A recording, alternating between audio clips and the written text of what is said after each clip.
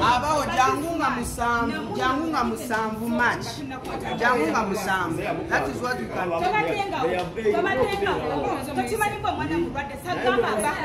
Abawo chicho tamanyi kyo mwana mulwadde. What is going to know?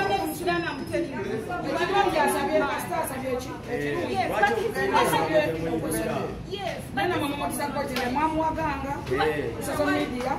Nene national level.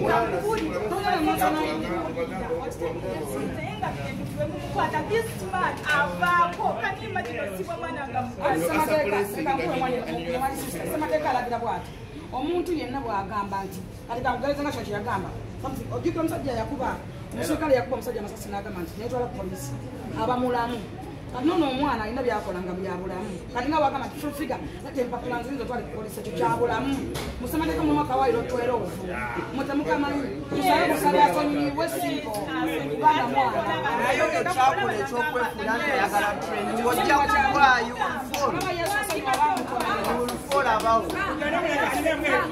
abawo amaanyi okozesa mangi nga just toyinakyo ojja kugwa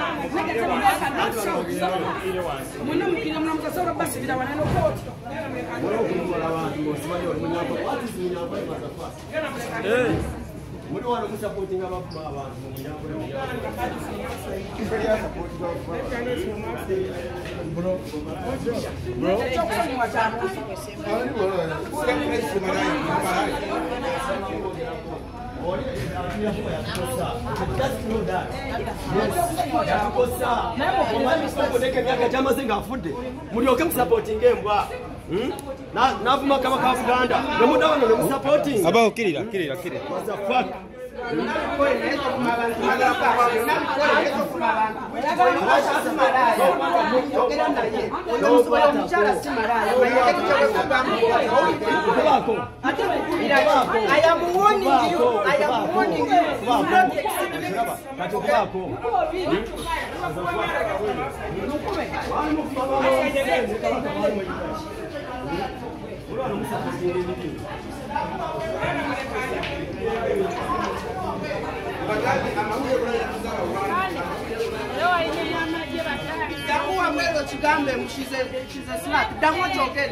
Jangu awero chokera abawo.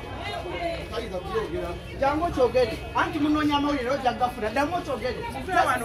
Mugende. Baku video and say it. Jangu chokere mushize slack. That's what I want to do. I will teach you a lesson. You will know the meaning of motherfucker. You just called her. Respect your age, brother man.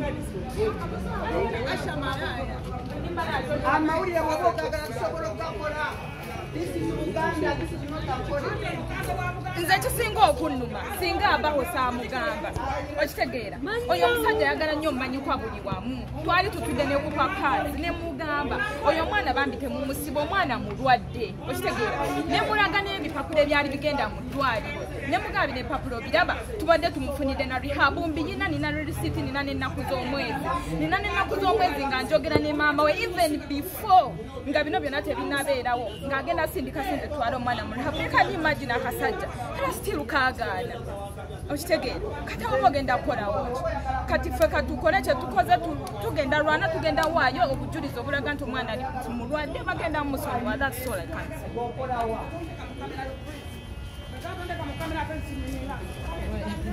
Ashira rulimi rubiga daka wana kadaka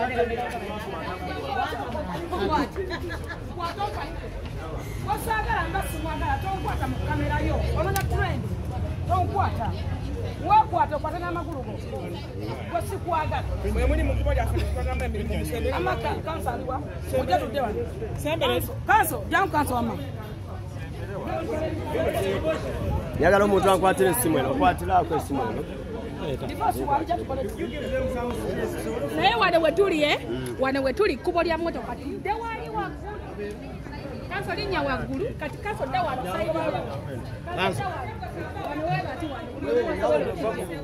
wanoyamawulire ate ngaoli munda ojja kukozesa ensobi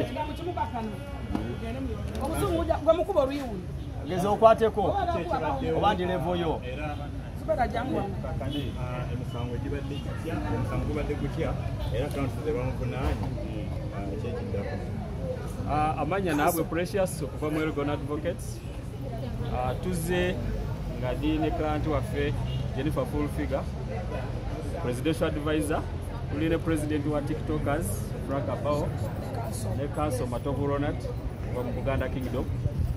Nga fena twasitukiramu nga tuzze okugata amaanyi okulwanirira ekitiibwa ky'Obuganda, ekitiibwa kya president, ekitiibwa kya speaker, ekitiibwa kya buli muntu yenna avumiddwa omwami gwe tuyita Ibrahim gwe bayise pressure emusana Ibrahim yeyita pressure 24/7.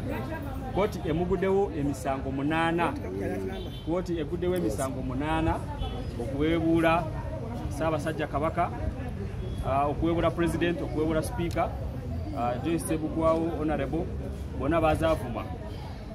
Kati tuzze ne tutukiramu ne tugamba nti tetujja kukkiriza ensobi zigende nga zigenda mu maaso.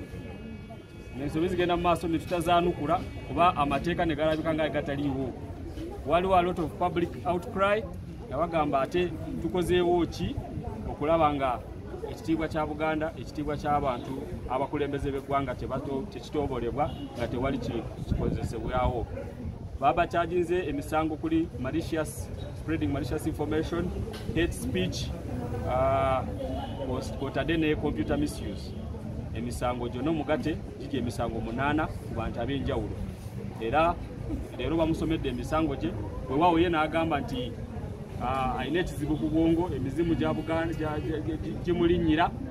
Ebyo byonna bajja binoonyerezaako kubanga omuwaabi wa gavumenti ayogedde n'agamba nti bakyali mu kunoonyereza. Poliisi ekyali kukola omulimu gw'amaanyi okulaba nga emanya oba kituufu yatwalibwako ebutabika, omutwe gumuluma, alina obuzibu ku bwongo oba nedda, basooke binoonyerezeko byonna ng'emisango gigenda mu maaso. Ffenna buli omu yeebuuza nti ate lwaki mwavaayo, nti wadde ndi mukiga sisobola kukkiriza ate okutyoboola Ssaabasajja Kabaka. Tulina okuwanga n'ebitiibwa wadde nga nyinza okuba siina ludda lwembagira naye totyoboola president, totyoboola speaker nga tewali nsonga nga bwe muwulidde mwena ng'omwana ayogera, tewali nsonga yagumba yonna gy'agambye nti oba kye yali akola kituufu, era nga abadde asaba n'ekisonyi nti byayogera tabitegeera nti si bituufu, tabirinako ki, tabirinako bwa buzinzi. So tuvuddeyo ne tuyimirira awamu ne tugatta amaanyi ne client waffe Jennifer Fulfiga ne tulaba nga at least statement ekoleddwa era obubaka bugende buli omu alowooza nti agenda kukozesa obubi omutimbagano okuvumaganya, okutaataganya bizinesi z'abantu, n'alowooza nti amateeka tegagenda mukwatako. Era omulanga gugende bulungi straight kubanga otwogerera ono bamusindise ku remand paka nga 7 ogwokusatu. Amanya yenze naabwe Precious okuva mu Elgon Advocates. Abaho.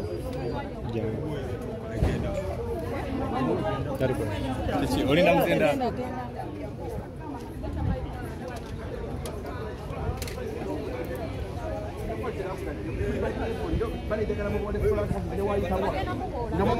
Lwaki omuboola? Lwaki mububoola? Nedda abatikitoka bavaamu yeekwera ku sayidi ategaga baye president batikitoka kaba president kyoyo bamuboole. Kibi kyakoze ekyo. Kibi nnyo naye bansi bayandeko gwa Frank abaho mumuboole.